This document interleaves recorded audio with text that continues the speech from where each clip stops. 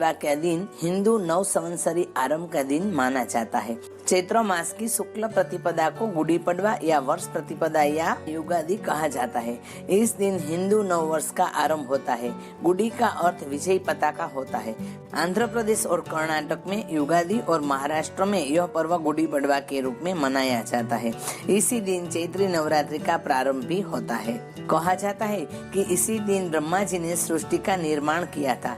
इसमें मुख्यतया ब्रह्मा जी और उनके द्वारा निर्मित सृष्टि के प्रमुख देवी देवताओं यक्ष, राक्षस, गंधर्व, ऋषि मुनियों, नदियों, पर्वतों, पशु पक्षियों और कीट पतंगों का ही नहीं, रोगों और उनके उपचारों तक का भी पूजन किया जाता है। इसी दिन से नया संवत्सर शुरू होता है।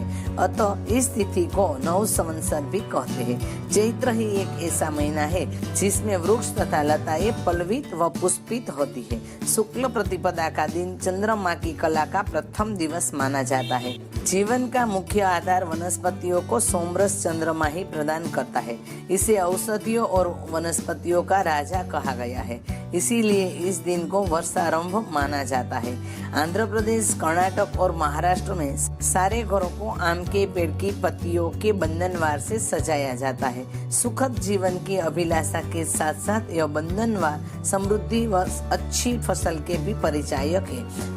युगादि के दिन ही पंचांग तैयार होता है। महान गणितज्ञ भास्कराचार्य ने इसी दिन से सूर्योदय से सूर्यास्त तक दिन, महीना और वर्ष की गणना करते हुए पंचांग की रचना की थी। चैत्र मास की शुक्ल प्रतिपदा को महाराष्ट्र में गुड़ी पड़वा कहा जाता है।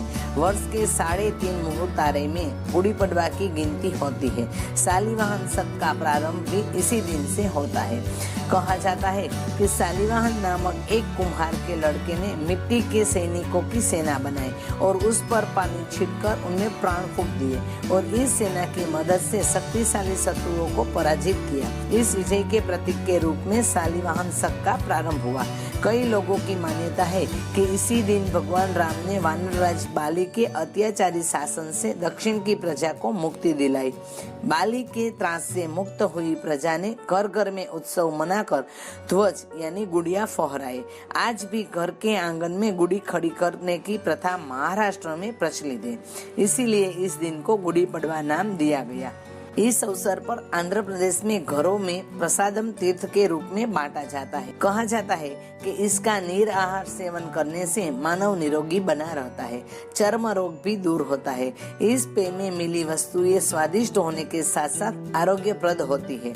महाराष्ट्र में पूरनपोली या मीठी रोटी बनाई जाती है।